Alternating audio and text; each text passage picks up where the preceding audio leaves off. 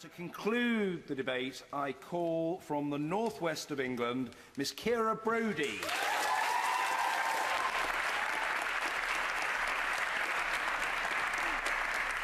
Thank you, Mr. Speaker. It's a simple idea. Every working person should be paid enough to live decently and to adequately provide for their families. It's a wage that's enough to live on. At the moment, 5.3 million working people live on less than the living wage. We are living in the 6th wealthiest country in the world, but we cannot pay 1 in 5 working people an acceptable wage to live on. What is going on? However, simple may it seem, the implications of this higher wage may not be so straightforward. Quick fixes to the economy don't always work, and maybe this campaign is just too idealistic. Would we achieve anything by the end of the year? By telling businesses to pay their employees at this higher rate, there may only be one way to make ends meet: laying off staff and creating fewer jobs.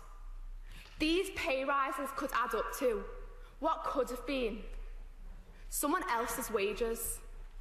What would a living wage mean to a young person who has no job at all? Is this a question of job creation or wage inflation? See, as young people, we may not see this as something affecting us much. Maybe because we're not working. Yet, this is a campaign for a better future for us all. It's for us to not view our futures as hopeless, but more prosperous. For a future where we can go to work assured that our wages will allow us to live and not just survive. Our futures are bright, not bleak, happy, not sad. And with the living wage as our campaign, the future is ours. The opposition talks about inflation, about the value of the supposed pay rise in real terms.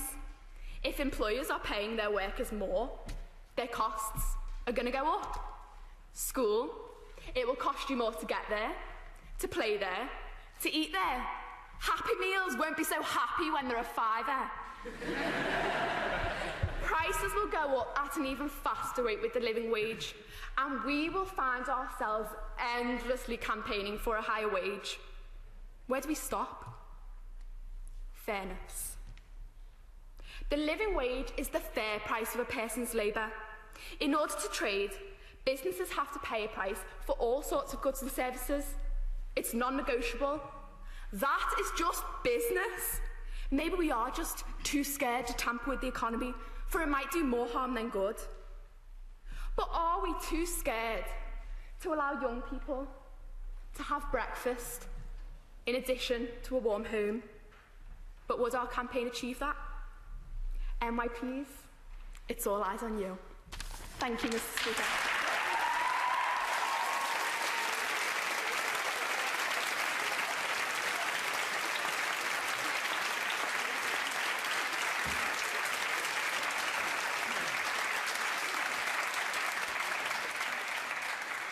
Ciara, thank you for such a passionate conclusion to what I hope you'll agree has been an excellent first debate.